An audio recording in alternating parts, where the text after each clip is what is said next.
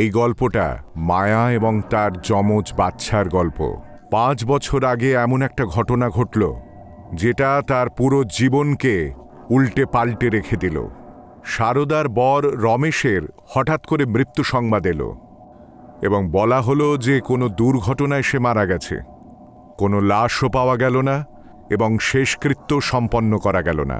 তার মেয়ে সবসময় এই ব্যাপারটা নিয়ে একটু দ্বিধাগ্রস্ত ছিল। এমন একটা প্রশ্ন তার মনে ছিল যেটা তার জীবনে চিরস্থায়ী হয়ে গেছিল। যদি বাবার অ্যাক্সিডেন্টে মৃত্যু হয়ে থাকে তাহলে ওনার দেহটা কোথায় গেল? একদিন শীতল ঘরে বসে কিছু ভাবছিল, তখনই তার মা সেখানে এলো এবং শীতল মাকে জিজ্ঞেস করল, মা, বাবা চলে গেছে 5 বছর হয়ে গেল, কিন্তু আজও এরকম মনে হয় যেন ওনার মৃত্যুর পিছনে কোনো বড় রহস্য আছে। আসলে কি ঘটেছিল ওনার সাথে? তুমি আমাকে বলো না কেন মা? সারাক্ষণ মনে হয় যে আমাদের থেকে কিছু লুকাচ্ছ না তো। আর আমার মন এটা বিশ্বাসই করতে চায় না যে বাবা এই দুনিয়াতে আর নেই। আমার মনে হয় যেন বাবা এক্ষুনি ওই দরজা থেকে ভেতরে ঢুকে আসবে। মা, আমাদের মন সেটাই বিশ্বাস করে যেটা তার ভালো লাগে, কিন্তু জীবনে সব জিনিসই তো আর মনের মতো হয় না। কিছু এমন জিনিসও থাকে যেটা সময় আসলে তবেই বলতে হয়। আচ্ছা, এইসব বাদ দে, তোর টিফিন রাখা আছে, কলেজে পৌঁছে একটা মেসেজ করে দিস। ব্যাস এইটুকু লিখিস যে ঠিকমতো পৌঁছে গেছিস। নিজের বাবার মৃত্যুর ব্যাপারটা নিয়ে শীতল সবসময় একটা দ্বিধাগ্রস্ততায় থাকত। একদিন অনামিকার সঙ্গে সে কলেজ গেছিল, কিন্তু যখনও ঘরে এলো তখনও ওর মনের মধ্যে এই ব্যাপারটাই চলছিল। এইসব কারণে রাতেও ঘুমোতে পারত না।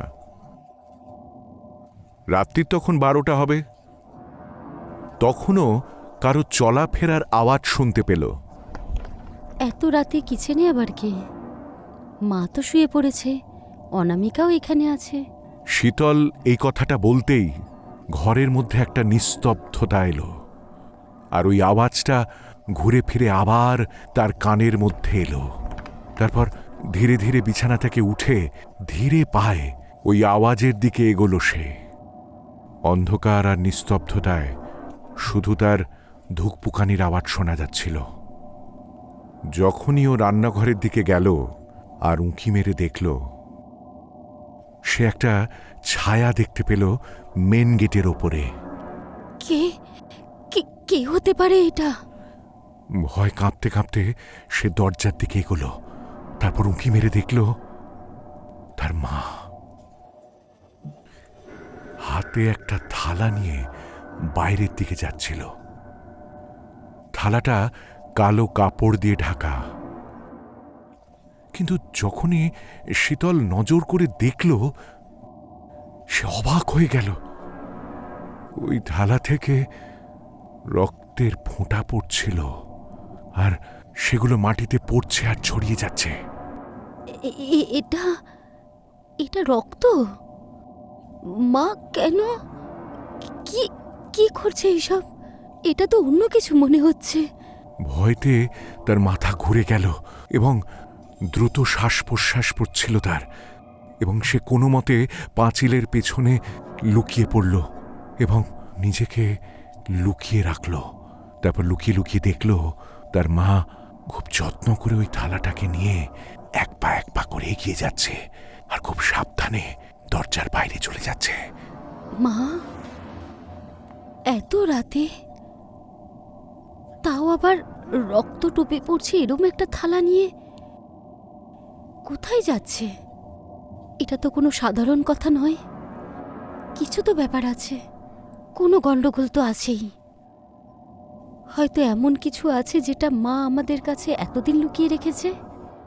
না হলে কোন মা আছে যে বাচ্চাদের থেকে লুকিয়ে মাঝরাতে এইভাবে অন্ধকার রাস্তায় বেরিয়ে যাবে, তাও আবার একটা রক্ত ভরা থালা নিয়ে? জানি না কেন আমার মন এটা বলছে এই ঘটনাটা বাবার মৃত্যুর সঙ্গে জড়িত। হ্যাঁ, এটাই ঠিক। এবার আর নয়, আমাকে সত্যিটা জানতেই হবে। শীতল খুব তাড়াতাড়ি একটা রুমাল মুখে বেঁধে নিল এবং তার মুখটা ঢেকে নিল এবং নিঃশব্দে ধীরে ধীরে বাইরে বেরিয়ে গেল। যতদূর সে দেখতে পেল, কাউকে সে খুঁজে পেল না। তারপর হঠাৎ সে তার মাকে দেখতে পেল এবং দেখল তার মা এগিয়ে যাচ্ছে। তারপর অন্ধকারে পাঁচিলের আড়াল থেকে সে দেখল তার মা একটা জঙ্গলের দিকে এগিয়ে যাচ্ছে, একটা পুরনো পোড়ো বাড়ির দিকে এগিয়ে যাচ্ছে। আচ্ছা, মা এই ভুতুরে বাড়িটার দিকে কেন যাচ্ছে? মাঝরাতে রক্ত টুপি পড়ছে একটা থালা নিয়ে, তার উপরে এই ভুতুরে বাড়ি। সবকিছু সত্যিই খুব ভয়ঙ্কর। শীতল ওই পোড়ো বাড়িটার পাশে একটা শুকনো গাছের ডালের আড়ালে চুপচাপ দাঁড়িয়ে দেখতে লাগলো এবং সে দেখল যে থালাটা তার মা হাতে ধরেছিল সেটা নিয়ে সেই পোড়ো বাড়ির দরজার সামনে এলো এবং কেউ সেই দরজাটা খুলে দিল। তারপর সেই থালাটা সেই দরজার মধ্যে সে রেখে দিল এবং দরজাটা বন্ধ করে তার মা আবার সেই পোড়ো বাড়িটা থেকে বেরিয়ে এলো এবং ধীরে ধীরে তার বাড়ির দিকে এগোতে থাকলো। মা এটা কি করলো? এই থালাটা ভেতরে কাকে দিল? এবার তো আমার পুরো বিশ্বাস হয়ে গেছে, মা আমাদের থেকে অনেক বড় কিছু লুকাচ্ছে। এটা কোনো সাধারণ ব্যাপার নয়। আমাকে ভেতরে গিয়ে দেখতেই হবে, আমাকে নিজেকে গিয়ে দেখতে হবে সত্যিটা কি। শীতল একটা গভীর নিঃশ্বাস নিল এবং সেই পোড়ো বাড়ির দরজাটা ধীরে ধীরে খুলল। যখনই সে ভেতরে ঢুকল, একটা দুর্গন্ধ তার নিঃশ্বাস আটকে দিল। সারা ঘরটা জুড়ে লাশের গন্ধ। তার মাথা ঘুরতে থাকলো। সে এক পলকের জন্য একটু দাঁড়ালো, কিছু বুঝতে পারছিল না সে। আর তখনই ঘরের ভেতর থেকে একটা মারাত্মক ভয়ঙ্কর আওয়াজ সে শুনতে পেল। তার নিঃশ্বাস দ্রুত হতে লাগলো। কিছু দেখতে পাচ্ছিল না সে ভেতরে, কিন্তু সে বুঝতে পারল কিছু একটা মারাত্মক তার দিকে এগিয়ে আসছে, খুব জোরে এগিয়ে আসছে। আর সে একেবারে চেপে তার হাতটা ধরে টানতে একেবারে হিঁচড়াতে সেই পোড়ো বাড়িটার বাইরে নিয়ে এলো এবং দরজাটা ভেতর থেকে কে যেন বন্ধ করে দিল। তারপর হঠাৎ সে দেখতে পেল হাত ধরে যে টেনে আনছিল সে তার মা। মাথা খারাপ হয়ে গেছে নাকি তোর? যদি আর এক সেকেন্ডও ওখানে বেশি দাঁড়াতিস, মেরে ফেলতো ও তোকে। কে মা? কে আমাকে মেরে ফেলতো? এত রাতে তুমি এখানে কি বা করতে এসেছিলে? আমি দেখেছি তোমাকে, তুমি ওই ভুতুরে বাড়িটার দরজা খুলে থালাটা ভেতরে দেবার পর দরজা বন্ধ করে দিলে। কিন্তু তুমি এইসব কার জন্য করছো মা? আর আমি জানি এটা তুমি প্রথমবার করোনি। বলো, আমি সত্যিটা জানতে চাই যে এই সব কিছু বাবার মৃত্যুর সঙ্গে জড়িত। বলো মা। আমি এখন তোকে কিচ্ছু বলতে পারবো না। এখন রাত হয়ে গেছে আর এই সময় এখানে থাকাটা বিপজ্জনক। তুই বাড়ি চল আগে, ওখানে গিয়ে কথা বলছি। এখানে দাঁড়িয়ে থাকাটা আমাদের দুজনের পক্ষে বিপজ্জনক। মায়া শীতলকে ঘরে নিয়ে এলো। শীতলকে সে কিচ্ছু বলতে চাইছিল না, কিন্তু শীতল আর পেছন দিকে হাঁটবে না। সে প্রত্যেকটা রহস্য গল্পকে জানতে চাইছিল যা ওর বাবার মৃত্যুর সঙ্গে জড়িয়ে। শীতল এবং মায়া ঘরে পৌঁছে গেল। শীতল মাকে জিজ্ঞেস করল, মা, আমাকে ছোট ভেবো না। কি লুকাচ্ছ আমার থেকে? এত রাত্রিবেলা রক্ত টোপে পড়ছে এরম একটা থালা নিয়ে কি লুকাচ্ছ? এইসবের মাঝখানে ঢুকিস না তুই মা, এইসব অনেক বেশি ভয়ঙ্কর। আমি চাই না যে তুই ওই অন্ধকারের মধ্যে ঢুকিস। যদি এটা এতটাই ভয়ঙ্কর, তাহলে তুমি এইসব কেন করছো? আর ওখানে কে এমন আছে যার জন্য তুমি এইসব করছো?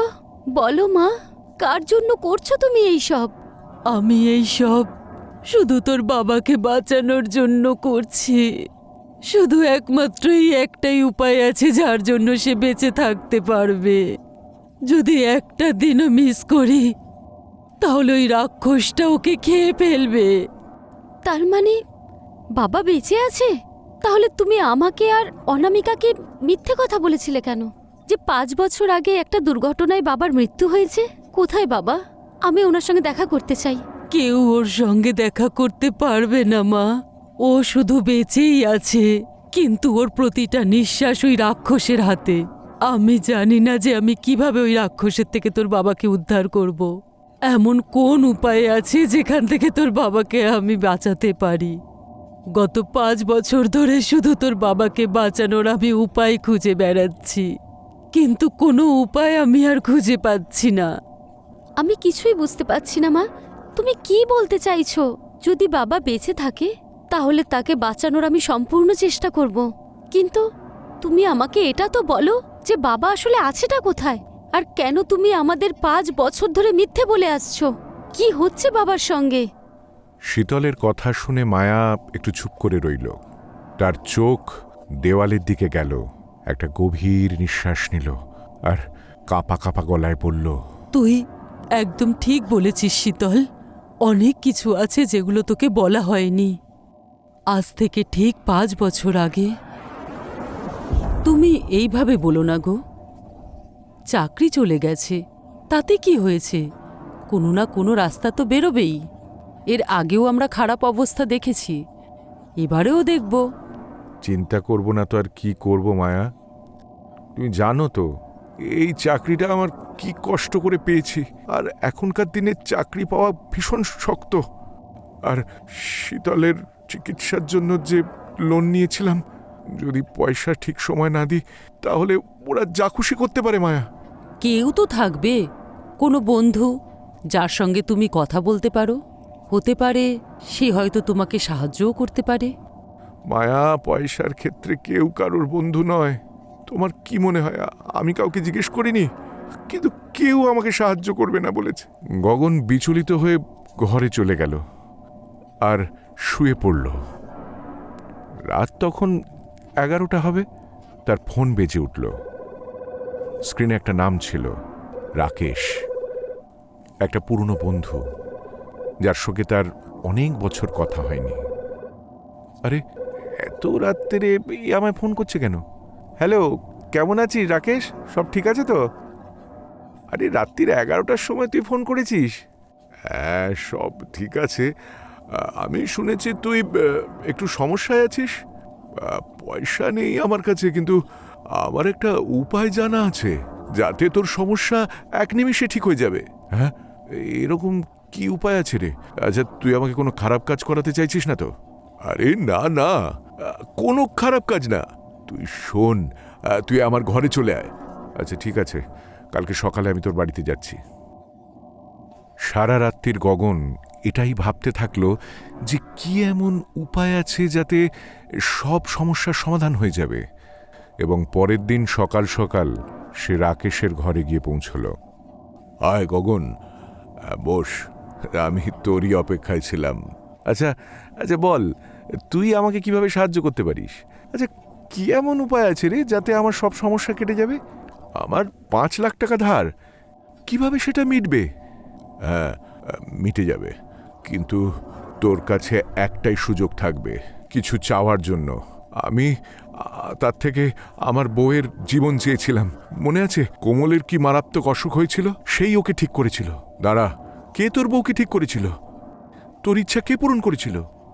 দেখ, কিছু জিনিস এমন হয় যেটা ভগবান দিতে পারে না, কিন্তু এই দুনিয়াতে কিছু এমন শক্তি আছে যা অসম্ভবকে সম্ভব করতে পারে।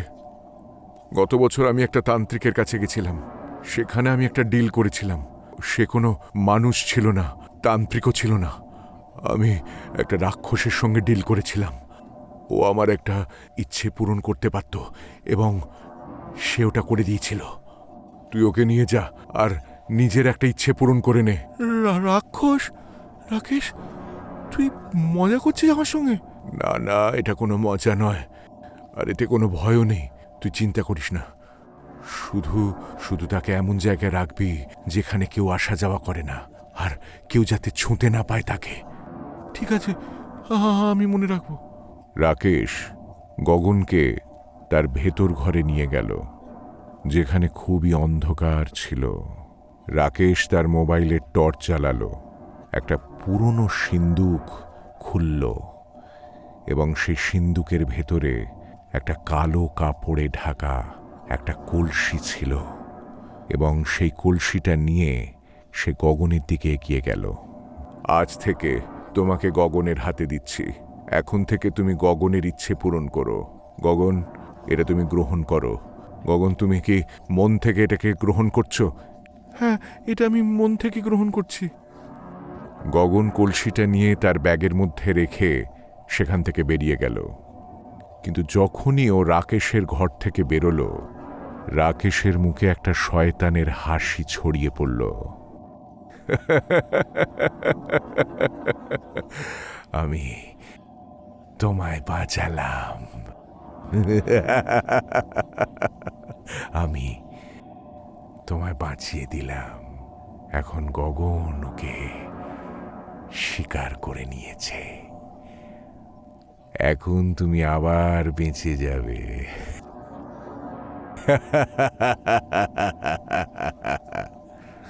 রাকেশ খুশিতে পাগল হয়ে ওই ঘরের মধ্যে ঢুকে আর একটি ঘরে গেল, যেখানে ওর স্ত্রী কোমলের মৃত শরীরটা ছিল।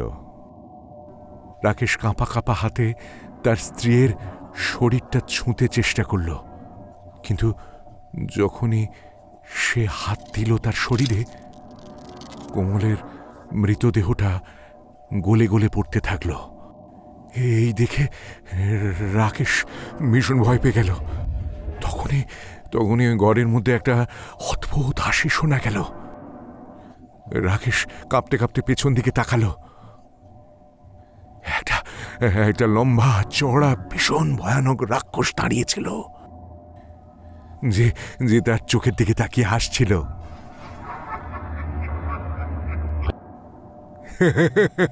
তোর কি মনে হচ্ছে তুই নিজের ফাঁদ অন্য কারোর ওপর ফেলবি আর আমি তাকে ছেড়ে দেব? এই তুই মিথ্যে বলেছিস ওকে যে তুই কোথা থেকে আমায় এনেছিস। আমাকে তো তোর বউ নিয়ে এসেছিল, তাই তো আজও ভুগছে।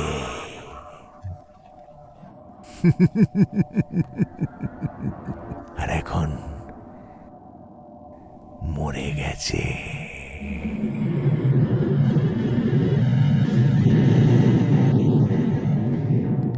এখন আরো ভুগবে না। কিন্তু তুমি তো বলেছিলে যদি কেউ তোমাকে স্বীকার করে নেয়, তুমি তুমি আমার স্ত্রীকে ছেড়ে দেবে। তাহলে তুমি কেন মেরে ফেললে? কিন্তু তুমি ওকে মিথ্যে বললে। কিন্তু যদি ও সত্যি জানতো আর আমাকে স্বীকার করত, তাহলে আমি তোমার স্ত্রীকে ছেড়ে দিতাম। আমার প্রথম শিকার মরে গেছে, এবার আমার দ্বিতীয় শিকার চাই। ওই রাক্ষসটা কোমলের মতোই গগনকেও ওই চক্রব্যূহের মধ্যে জড়িয়ে নিয়েছিল। কিন্তু গগন কি এই চক্রব্যূহ থেকে বেরোতে পারবে? ওর মেয়েরা কি সব সত্যিটা জানার পর ওর বাবাকে এই বিপদ থেকে বাঁচাতে পারবে? আসুন দেখি কি হতে চলেছে। এত কিছু ঘটে গেছে মা, আর তুমি আমাদের কখনো কিচ্ছু বলনি। আমি জানতে চাই, শুধু জানতে চাই না, আমি বাবার সঙ্গে দেখা করতে চাই। মা বলো, বলো কোথায় আমার বাবা? মা, চাইলেও আমরা আর ওনার সঙ্গে দেখা করতে পারবো না। ও বেঁচে তো আছে, কিন্তু ওর জীবনটা এখন ওই রাক্ষসের হাতে বন্দি।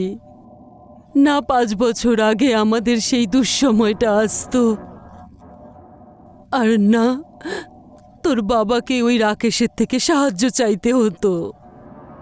ওই তোর বাবাকে ওই কলসিটা দিয়েছিল, তারপরে সব কিছু বদলে গেল।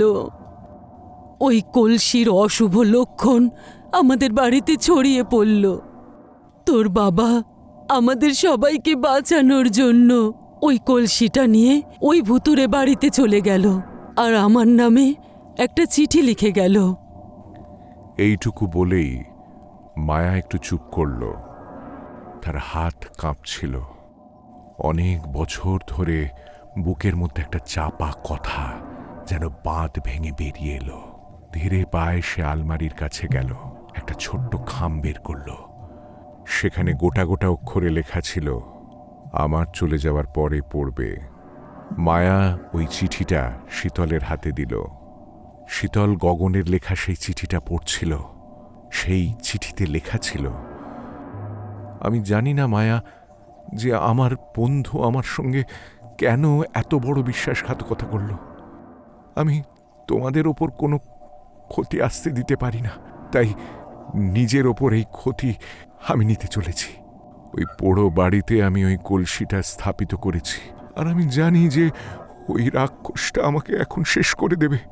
কারণ যে বা যারা ওকে স্থাপিত করে তাকেও খেয়ে ফেলে। কিন্তু কেউ যদি মন থেকে ওকে স্বীকার করে নেয় তবে ও আমার পেছন ছাড়বে। কিন্তু আমি সেটা চাই না। আমি নিজের জীবন বাঁচাতে গিয়ে অন্য কারোর জীবন কিছুতেই ক্ষতি করতে দেব না। চিঠিটা পড়েই মায়ার পায়ের তলা থেকে মাটি সরে গেল। একজন তান্ত্রিক বাবাকে মায়া চিনত, এবং সে একেবারে সময় নষ্ট না করে সে তান্ত্রিক বাবার কাছে গেল। সে তান্ত্রিক বাবার কাছে গিয়ে কাঁদতে কাঁদতে সবটা বলল। কি বলছো তুমি?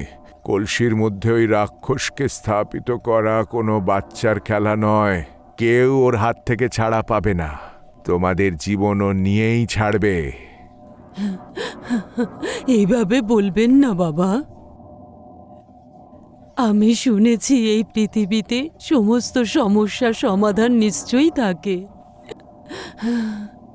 আমার স্বামীকে বাঁচানোর তো কোনো না কোনো উপায় নিশ্চয়ই থাকবে। একটা উপায় আছে। যদি তোমার বরকে তুমি জ্যান্ত রাখতে চাও, তো প্রতি রাত্রে ওই রাক্ষসের জন্য একটা বলি নিয়ে যেতে হবে। একটা রাতও যদি কোথাও কোনোভাবে তুমি বলি না নিয়ে যাও, সেই রাতেই তোমার বরকে সে খেয়ে ফেলবে। আর যদি তুমি নিয়ে যাও তাহলে সে তোমার বরকে মারবে না। কিন্তু আমি বলতে পারছি না যে তুমি তোমার বরকে আর দেখতে পাবে কিনা। যদি ওনাকে বাঁচিয়ে রাখার এই একটাই উপায় হয়, তাহলে আমি অবশ্যই করব। সেদিন থেকে আজ অবধি প্রত্যেক রাতে একটা মুরগিকে বলি দিয়ে ওখানে আমি নিয়ে যাই, যাতে ওই মুরগিটা গ্রহণ করে তোমার বাবাকে সে নিরাপদে রাখে। তোমার বাবা জানি না এখন কি অবস্থায় আছে, আর এমন কোন উপায় আছে যা দিয়ে ওই রাক্ষসকে আমরা শেষ করে ফেলতে পারি। কিন্তু একটা আশা রেখেছি মনে, হয়তো কোনো একদিন তোর বাবার সঙ্গে আমার দেখা হবেই। তুমি খুব অন্যায় করেছো মা। তুমি আমাদের থেকে কথাটা লুকিয়েছ। আচ্ছা, আমাদের বাবা সম্পর্কে কি আমাদের জানার এইটুকু অধিকারও ছিল না? আমি তোমায় কথা দিচ্ছি, যাই হয়ে যাক না কেন, আমি ওই রাক্ষসকে শেষ করে আমার বাবাকে আমি ফিরিয়ে নিয়ে আসব। আর এর জন্য আমাকে যা করতে হয় করব। না মা, আমি চাই না তুই এইসবের মধ্যে ঢোক। আর সেই জন্যই তোকে কখনো সত্যিটা বলিনি। ও খুব ভয়ঙ্কর সোনা, তুই ভুলে যা এইসব কিছু। মায়া তার মেয়েদেরকে এইসব ব্যাপার থেকে অনেক দূরে রাখতে চেয়েছিল, কিন্তু এখন শীতল যেভাবে হোক তার বাবাকে ফিরিয়ে আনতে চায়। ও প্রায়শই সে কলেজের পরে লাইব্রেরিতে কিছু বই পড়ত। পরের দিন যখন সে কলেজে গেল, তখন এমন একটা বই সে খুঁজল যেখানে ভূতপ্রেত সম্পর্কে অনেক তথ্য আছে। সে বই পড়তে বসল। কখন যে দুপুর সন্ধে গড়িয়ে গেল আর সন্ধে থেকে রাত গড়িয়ে গেল সে বুঝতে পারল না। আর পড়তে পড়তে সে এমনই একটা শক্তি সম্পর্কে জানতে পারল, ঠিক যেমন তার মা তাকে গতকাল বলেছে। এটা তো একদম সেই রকম শক্তি যেটা মা আমাকে বলছিল, কিন্তু এইসব তো আমি কিছু বুঝতেই পারছি না। হ্যাঁ, এর মধ্যে শুধু এটাই লেখা আছে যে এটা কতটা বিপজ্জনক, কিন্তু এর থেকে কি করে বাঁচা যায় সেই উপায় তো লেখা নেই। তখনই শীতলের পাশে ঠিক পরের বেঞ্চটাতে একটা ছেলে চোখে চশমা এঁটে বসেছিল। এবং খুবই নজর দিয়ে শীতল কি পড়ছিল সেটা সে লক্ষ্য করছিল। হ্যালো, আমার নাম অমর। আমার প্রায়শই এমন শক্তির সঙ্গে সামনাসামনি হয়, কিন্তু তুমি যে শক্তিটার ব্যাপারে জানতে চাইছো এর থেকে মুক্তি পাওয়া কিন্তু অসম্ভব। কিন্তু তুমি কেন এত নজর দিয়ে এত মনোযোগ দিয়ে পড়ছো? এর ব্যাপারে তুমি বেশি না জানলেই ভালো। না না, এই ব্যাপারে আমার জানাটা খুব দরকার। আমার বাবা এই সব কিছুর মধ্যে আটকে রয়েছে। আমার মা প্রতি রাতে কোনো কিছুকে বলি দেয় শুধুমাত্র তাকে বাঁচিয়ে রাখার জন্য। আমি এই সব কিছু বরাবরের জন্য বন্ধ করতে চাই। কোনো তো উপায় থাকবে, তাই না, যা দিয়ে আমরা এটা বন্ধ করতে পারি? এটা কিন্তু খুবই শক্তিশালী একটা দানব। একে শেষ করার কোনো উপায় আমার জানা নেই, কিন্তু কোনো এক সাধু নিশ্চয়ই জানে কিভাবে একে শেষ করা যায়। এখান থেকে 200 কিলোমিটার দূরে আসামে একটা গ্রাম রয়েছে, সেখানে একজন সাধু বাবা রয়েছে, কিন্তু সেই জায়গা ভীষণই গণ্ডগোলের। খুঁজে পাওয়া অত সোজা নয়, কিন্তু যদি একবার তাকে পেয়ে যাও তাহলে হয়তো তোমার এই সমস্যার সমাধান পেতেও পারো। সে বলে যে মৃত মানুষকেও সে বাঁচাতে পারে, কিন্তু আমি জানি না এই কথাটা কতটা সত্যি কতটা মিথ্যে।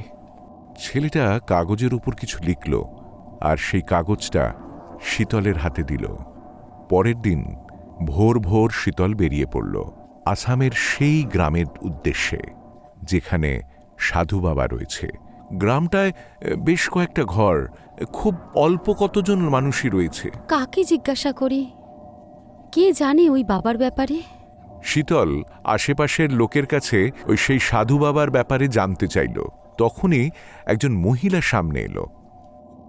বাবা কখন আসেন কখন যান এটা কেউ বলতে পারে না। শুধু এটা বুঝে নাও যে সত্যি বিপদে পড়ে বাবা তাকে নিজেই খুঁজে নেন। কেউ তার ঠিকানা তোমায় বলবে না, কিন্তু সত্যি তুমি যদি বিপদে থাকো তাহলে উনি তোমায় নিজেই খুঁজে নেবেন। আজ রাতটা থেকে যাও, হতে পারে তোমাকে উনি ওনার সাধনার মাধ্যমে দেখে নেবেন। ভদ্রমহিলার কথা শীতলকে একটু অবাক করে দিল, কিন্তু শীতলের কাছে আর কোনো উপায় ছিল না। তাকে রাত্রিরে অপেক্ষা করতে হলো। একটা খালি ঝুপড়িতে শীতল রইল। আর যখনই রাত্রি হলো, শীতল সাধু বাবাকে খুঁজতে বেরিয়ে পড়ল, কিন্তু কাউকে সে পেল না। ঠিক তখনই তার কানের মধ্যে একটা মন্ত্র উচ্চারণ এলো, এবং সেই আওয়াজটা শুনে শীতল উত্তর দিকে এগিয়ে গেল।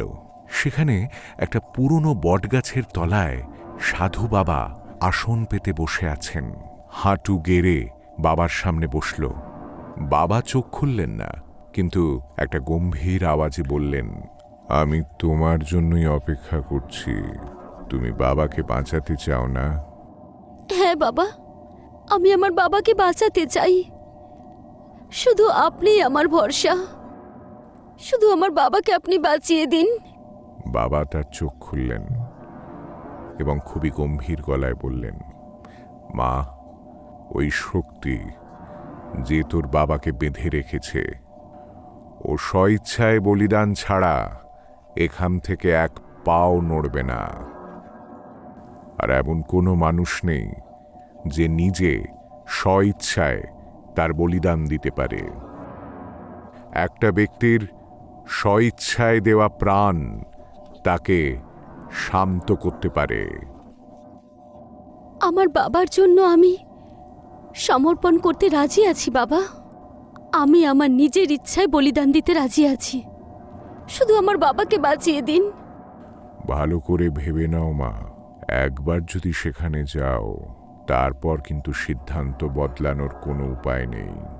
ওখানে কিন্তু অনেক দ্রুত গতিতে তোমাকে কাজ করতে হবে। যে কলসিতেও স্থাপিত রয়েছে তার উপরেই ও বসে থাকবে, সেখান থেকেই ও তোমাকে জড়িয়ে ধরবে। বুঝে নিও, ওই কলসি। প্রথমে আমাদেরকে ওই জায়গা থেকে ওকে সরাতে হবে, তারপর ওই কলসি আমরা পাব। ঠিক আছে বাবা, আমি তৈরি আছি। আমি সব দিক ভেবেই সিদ্ধান্ত নিয়েছি। আমি শুধু আমার বাবাকে ফিরিয়ে আনতে চাই। ঠিক আছে, এবার আমি যা বলছি মন দিয়ে শোনো, আর ঠিক তেমনটাই করো। সাধু বাবা শীতলকে সব কিছু বোঝালেন। দুদিন পর অমাবস্যার রাতে সাধু বাবা এবং শীতল ওই পোড়ো বাড়ির উদ্দেশ্যে যাত্রা করলেন। গভীর অন্ধকার, একটা পুরনো গাছের নিচে তারা লুকিয়ে লুকিয়ে দেখছিলেন। সামনে দিয়ে শীতলের মা হাতে একটা থালা নিয়ে আসছিল। থালাটা কালো কাপড়ে ঢাকা, রাক্ষসের বলির সামগ্রী।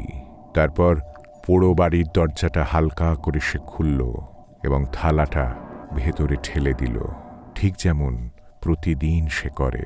তারপর চুপচাপ বাড়ির পথে সে এগিয়ে গেল। তোমার মাও থালা রেখে চলে গেছে, যা হবার তা হয়ে গেছে।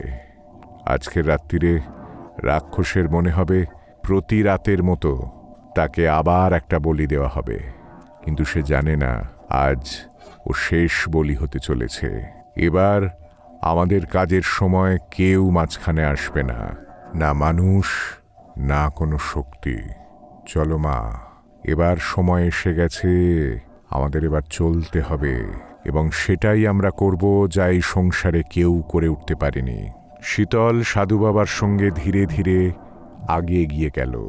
হঠাৎ করে তার হাত কাঁপতে শুরু করলো, কিন্তু পরক্ষণেই সে চোখ বন্ধ করল, গভীর নিঃশ্বাস নিল এবং সাহস অর্জন করল এবং সাহস করে দরজা খুলে দিল। তারপর সাধু বাবার সঙ্গে সে পোড়ো বাড়ির মধ্যে ঢুকল। সে হঠাৎ একটা আওয়াজ শুনতে পেল, কিন্তু সে বুঝতে পারছিল না যে সেই ভয়ঙ্কর আওয়াজটা কোথা থেকে আসছিল। ঠিক সেই সময় সাধু বাবা পেছন থেকে ধাক্কা দিয়ে শীতলকে সেই ভয়ঙ্কর শক্তির মধ্যে ঠেলে দিল। সাধু বাবা তার মন্ত্রের দ্বারা সেই রাক্ষসকে কাবু করতে থাকলো। তাড়াতাড়ি করো মা, যদি ওই কলসিটা না পাও তাহলে সব শেষ হয়ে যাবে। যদি ওই রাক্ষসটা জেগে যায় তাহলে আমরা সবাই শেষ হয়ে যাব।